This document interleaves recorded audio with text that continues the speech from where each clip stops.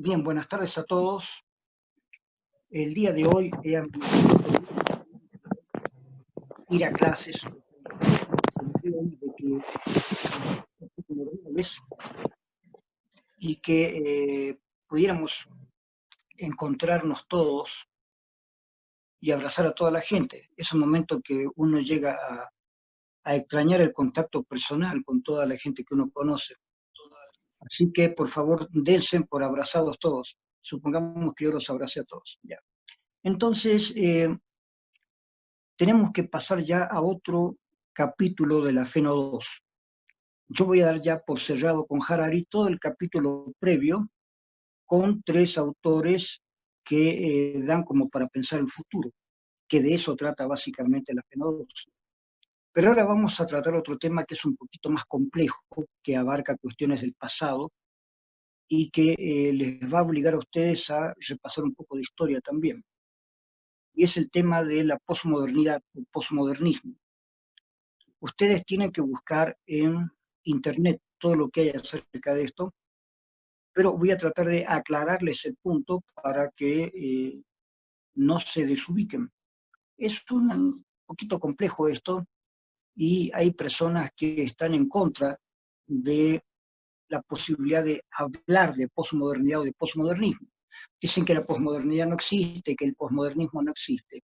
Yo les voy a mostrar que sí existe y por qué a mí me interesa este plano de la posmodernidad. Para hablar de posmodernismo, primero hay que hablar de posmodernidad. Y para hablar de posmodernidad, primero hay que hablar de la modernidad. ¿A qué le llamamos moderno? ¿Qué es lo moderno? Entonces, algo así muy rápido. Si ustedes recuerdan en los libros de historia que han estudiado en colegio, después de la edad antigua viene una edad que se le llama la edad media, que esta edad son como 1000 años donde prácticamente la iglesia en Europa es la que maneja toda la ideología de la época. Evidentemente, hablar de Europa no es hablar de todo el mundo. Nosotros decimos Edad Media. Nos referimos a la Edad Media en Europa. Y esa Edad Media, tiene que ver con ciertos valores religiosos del cristianismo. Pero esto da una situación de fijeza, de inmovilidad a muchas cuestiones de arte, de historia, de literatura.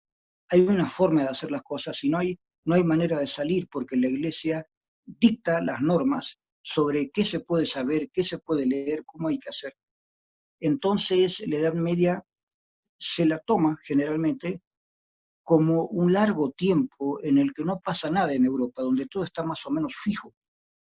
Todas las elaboraciones que se hacen en base a la Biblia, en base a lo que autores griegos eh, autorizados por la Iglesia podían decir.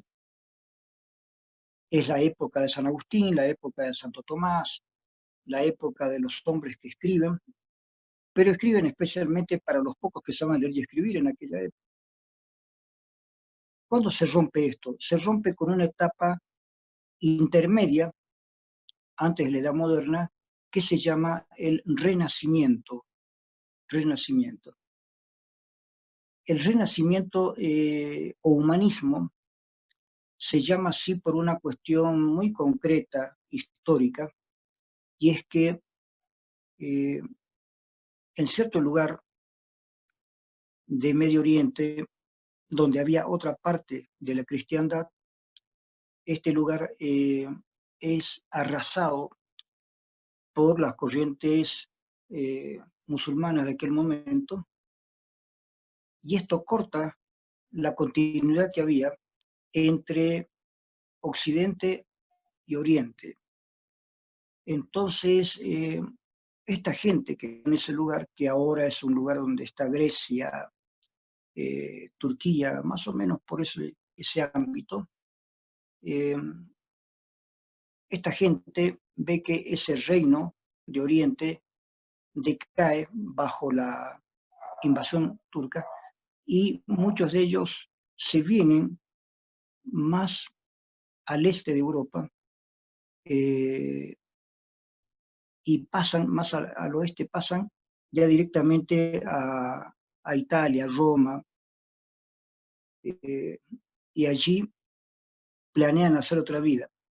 Pero mucha gente que se va de este lugar que se llamaba Constantinopla, que se va a Italia o a Grecia, llevan consigo, muchos de ellos, que eran intelectuales, llevan consigo escritos, manuscritos de grandes filósofos o poetas, escritores griegos, que no se conocían en Roma, no se conocían en Occidente. Entonces aquellos estudiosos que habían leído ya lo que tenían a la mano de Platón, de Aristóteles, de los grandes griegos, se asombran porque de pronto se encuentran con un material que no conocían. Entonces vuelve otra vez la idea de estudiar a esos escritores y filósofos antiguos. Entonces renace otra vez el estudio de los filósofos y escritores antiguos. Por eso es renacimiento. Pero además, los que se dedicaban a ese tipo de estudios en aquella época se les llamaba humanistas, porque se dedicaban a lo que podríamos llamar hoy en día ciencias humanas. No solamente a la religión estrictamente hablando, sino a todo lo que es el humanismo, literatura, poesía. Y que renace esa idea de estudiar otra vez a estos griegos. Cuando se arma el Renacimiento, justamente por esa época aparecen una serie se dan hechos muy interesantes. Por ejemplo, Copérnico, mediante cálculos matemáticos, nada más porque él no tenía ni siquiera un simple larga vista, no tenía telescopio, no tenía nada, solamente mirando directamente a las estrellas, con algunas reglas, hace cálculos y demuestra con esos cálculos hechos durante años que la Tierra no es el centro del universo como la Iglesia lo mantenía, junto con Aristóteles, junto con Ptolomeo. No, él descubre que la Tierra está girando junto con otros planetas alrededor del Sol, que sí es el centro de un universo conocido. Entonces, estas cosas van cambiando ya de manera total la época de la Edad Media. Ese hecho de que Copérnico muestre de que la Tierra no es el centro del universo, ya es una ruptura. Podríamos decir que este es el comienzo, el marcado comienzo de la ciencia. Que, ojo, en algún otro momento les diré cómo esto ya también venía dictado por ciertos descubrimientos de los árabes, ¿no es cierto? Ciertos descubrimientos de los chinos que poco a poco van llegando a la Europa meridional. Pero hay un cambio, pero es brutal el cambio que poco a poco se da, pero cada vez más rápidamente. A este cambio en ideas políticas como las de Tomás Moro, por ejemplo, que escribe un libro muy bonito que se llama Utopía. En la utopía, Tomás Moro refiere la idea de que algunos personajes se encuentran por casualidad y hablan de un lugar que han conocido. Ese lugar se llama Utopía. Se llama Utopía porque topos significa lugar. Utopía significa el no lugar. O sea, en algún lugar que no existe, un no lugar, habría un mundo donde las cosas son mejores. Hay más justicia, hay más orden, etcétera, etcétera. Es decir, todo lo que no había en ese momento. Tomás Moro en realidad era inglés. Su verdadero nombre habría que pronunciarlo Thomas More, pero se ha conocido en Occidente español como Tomás Moro. Y este Tomás Moro era un alto dignatario de Inglaterra y el rey Enrique VIII le pide a Tomás Moro que por favor le dé el divorcio. Ustedes saben que la Iglesia Católica durante siglos no admitió el divorcio. Entonces, Tomás Moro le dice a Enrique VIII que no le va a dar el divorcio. Tomás Moro insiste en esto, el rey le está pidiendo, si tú me das el divorcio, yo te voy a hacer un gran cardenal, vas a ser el papa de una nueva religión. Y Tomás Moro no le hace caso. El rey le dice, yo soy el rey, te estoy ordenando esto. Y Tomás Moro le responde que no, porque dice, yo como cardenal solamente le debo obediencia al Papa, no al rey. Tú eres el rey, nada más, pero yo como cardenal le debo obediencia al Papa, no al rey. Entonces, finalmente el rey lo hace ejecutar. Tomás Moro muere, se lo toma como un mártir de la iglesia por haber defendido la religión frente al poder temporal del rey. Pero Tomás Moro deja ese librito, Utopía, y ese librito se va haciendo famoso poco a poco, junto con otros libros de la época, donde ya hay una especie de rebelión política contra el reinado. Se dice, no puede ser que vivamos en un lugar donde hay un rey que dictamina todo, que él solo es todos los poderes. En ese entonces no se conocían como ahora todos los poderes. Va a surgir de ahí, justamente de esta época, va a surgir la idea de que el reino debería tener todos los poderes juntos, de que debería haber un poder ejecutivo, legislativo, judicial. Esa idea de la división de poderes aparece en esta época, justamente a partir de Tomás Moro y después de algunos estudiosos de Inglaterra y después de Francia. Todo esto va a evolucionar. Cuando estemos ya un pasito más allá, en la época en que Newton establece ya las leyes de cómo funciona el universo hasta donde se lo podía conocer, establece la ley de la gravedad, ya para esa época aparecen Rousseau, Voltaire, Montesquieu, son los nombres de grandes escritores de la época que escriben sobre política y están rebelándose contra la idea de un rey, contra la idea de una monarquía. Y comienzan ya a formarse de manera más precisa ideas sobre la democracia. Ustedes tienen que imaginarse que hablar de democracia en esa época ya era revolucionario. Y evidentemente todo esto va formando una élite intelectual, porque mucha gente no sabía leer todavía, pero se forma una élite intelectual. Esta élite intelectual es la que va a formar la parte intelectual de la Revolución Francesa. Ustedes tienen que entender que las revoluciones no se dan simplemente porque a mucha gente se le ocurra hacer una revolución. En el mejor de las casos puede haber una rebelión, pero las rebeliones han sido aplastadas muchas veces durante la Edad Media. La idea de una revolución es muy diferente. Y fíjense que la idea de revolución, la palabra revolución aparece con Copérnico. El libro de Copérnico se llama La revolución de las esferas celestes, porque Copérnico estaba como astrónomo hablando de la revolución, es decir, de aquellas vueltas que daba un planeta alrededor del Sol. Eso es la revolución de las esferas celestes, es decir, las vueltas que da alrededor del Sol, esas cosas que vemos como estrellas y que son planetas. Todo esto comienza con Copérnico. Pero esta palabra revolución, que proviene de la astronomía, se la liga después a lo que nosotros hoy llamamos política. La política de Aristóteles, pero ya reavivada con otros términos, con otras ideas. Por lo tanto, en la Francia, ya de la época de Newton, en la Francia del finales del siglo XVII, principios del siglo XVIII y finales del XVIII, ahí se dan las ideas que llamamos revolucionarias, porque van a cambiar la sociedad. La idea de revolución se da como la idea de un cambio, de un giro en una sociedad. Y ese giro se da en Francia especialmente, se da también en Inglaterra, y poco a poco se va a ir dando en toda Europa. Lo importante de esto es que el punto culminante de esto es la Revolución Francesa en 1789, donde ya hay una revolución contra el rey. Luis XVI finalmente tiene que renunciar y hay todo un proceso que no lo vamos a examinar ahora, pero ustedes pueden verlo en libros de historia, donde finalmente Luis XVI es derrocado, es guillotinado, él, su esposa, sus hijos. Y Robespierre toma el mando de una revolución muy sangrienta, muy sangrienta, pero que quiere romper con el estado de cosas que había en aquel entonces.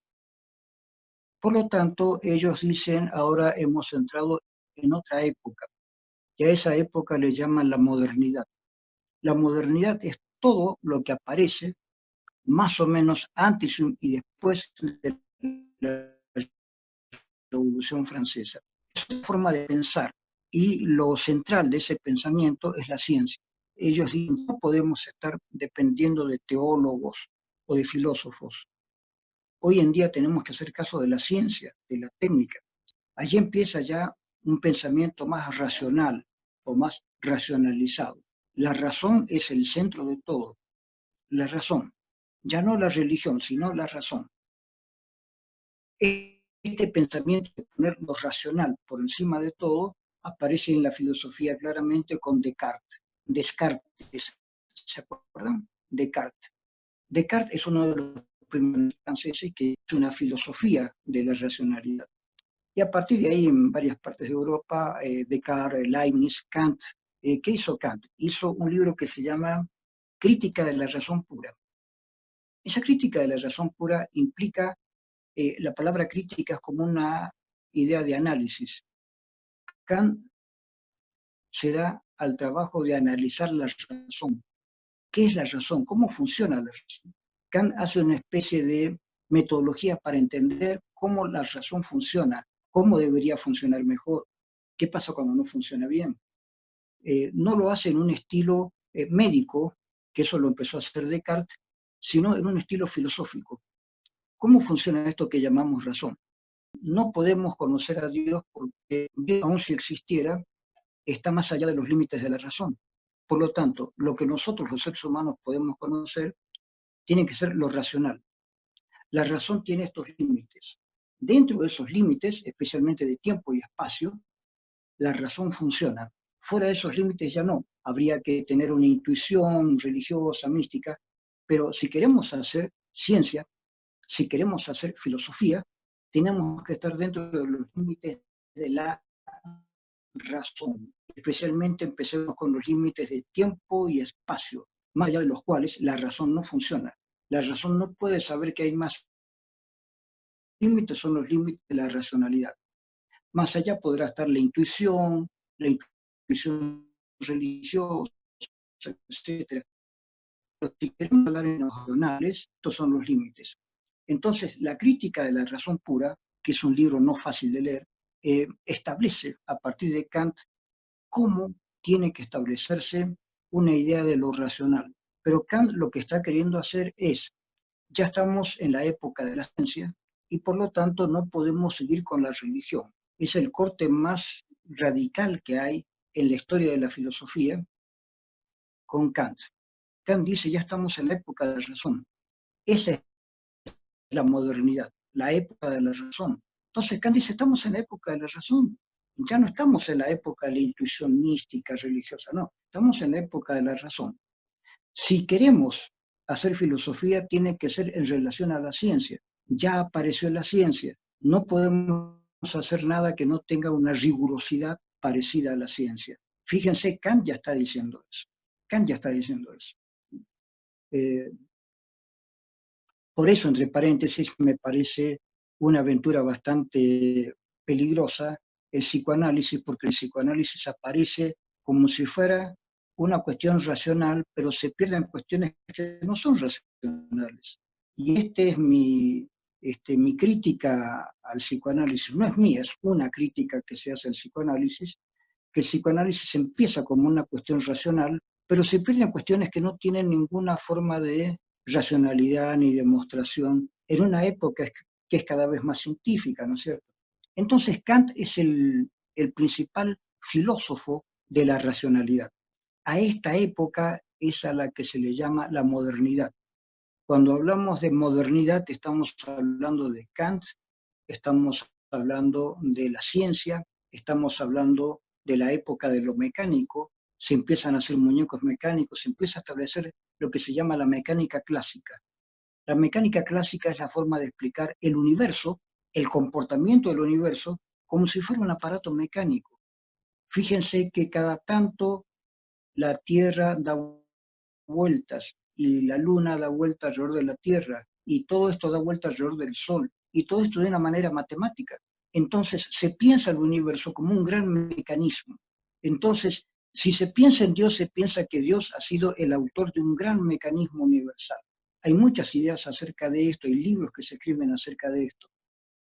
Y esa época es una época de una racionalidad exagerada, muy exagerada.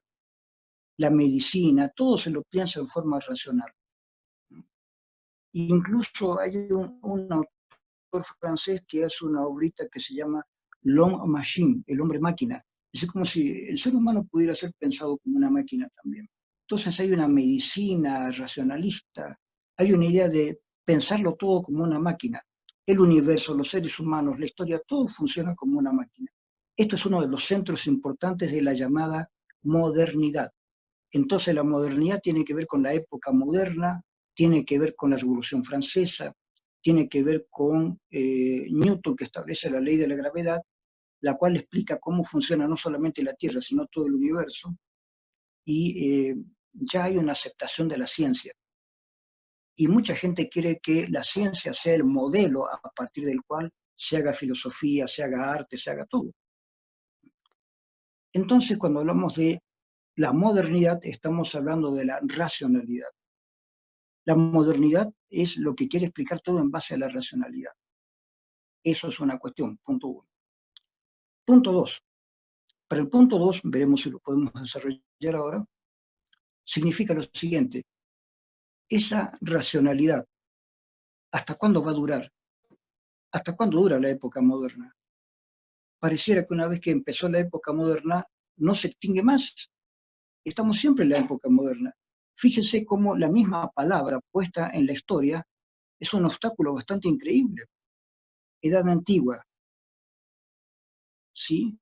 Edad media, edad moderna y edad contemporánea, que es un seguimiento de la edad moderna. ¿Y cuándo termina la edad contemporánea? Los modernos hicieron esto. Los historiadores de la modernidad dijeron, y hemos llegado a la modernidad. Ahora estamos en la época contemporánea moderna. ¿Y cuánto tuvo? O sea, desde la Revolución Francesa hasta ahora, ¿estamos en una época? No, claro que no. Pero no han habido acuerdos históricos, especialmente cuando se les enseña a los chicos en el colegio, de qué pasó con la edad contemporánea. ¿Va a ser siempre contemporánea para siempre? No, obviamente hay muchas otras cosas que estamos viendo ahora que están superando algunos aspectos de la modernidad. La posmodernidad se la piensa justamente como una superación de ese racionalismo un poco ingenuo, digamos, de la época moderna, y uno de los racionalismos ingenuos de la época moderna, que se lo ve ahora, digamos, yo les digo ingenuo, pero algunos piensan que es algo que ya no debería suceder, es lo que se llama los grandes relatos, los grandes relatos. Un gran relato, por ejemplo, antiguo es el relato católico. En algún momento se va a terminar la historia, en un momento va a volver Jesucristo, va a poner las cosas en su lugar, lo va a matar al diablo, va a poner en lugar las cosas, que entre paréntesis yo siempre me he preguntado, no sé, algún sacerdote me debería aclarar esto, ¿qué pasa si recién Jesús va a poner en orden y va a poner a los buenos en el cielo y a los malos en el infierno? Pero mientras tanto, ¿dónde están? Me pregunto, los buenos y los malos están juntos en algún lugar, así, y recién va a venir Jesucristo para poner a la gente en su lugar. No, usted no tiene que estar acá, tiene que estar en el infierno, no, usted tiene que estar en el cielo. ¿Cuánto tiempo tiene que aguantar la gente eso? Entonces, ah, no sé, me imagino que cuando uno se muere se da cuenta de todo esto, o sea, dónde están los malos, dónde están los buenos. Eh, por supuesto, yo no espero ir donde están los buenos, pero de todas maneras, lo interesante sería cómo dura ese relato. O todos los relatos religiosos, místicos, son grandes relatos. Pero han habido otros relatos. El marxismo, por ejemplo, es un gran relato. Algún día con la revolución, eh, los, los que están abajo estarán arriba, en lugar de la clase obrera llegará a dominar la revolución, la clase obrera será la que va a dirigir la sociedad. Y finalmente se van a suprimir las clases sociales y se va a llegar al comunismo. Cuando se llegue al comunismo, todos vamos a tener todo en común y cada cual trabajará según sus posibilidades y tendrá cosas según sus necesidades. Entonces, en el comunismo yo voy a tener todo lo que necesito y voy a trabajar todo lo que pueda. ¿Sí? Cada cual trabajará según su posibilidad y recibirá de la sociedad según su necesidad. Y no habrá clase alta, media, baja, se suprimirán las clases sociales. Eso es el comunismo, pensado desde antes de Marx. Marx lo que hace es considerar cómo fue la historia y cómo va a seguir la historia. Chicos, cerramos acá, pero en la próxima clase vamos a seguir viendo esto histórico para que ustedes entiendan el eje de la posmodernidad. Y ya pueden comenzar a leer los textos que yo he dejado y busquen en internet. Hay bastante material ahí. Nos vamos a ver la próxima clase. Gracias.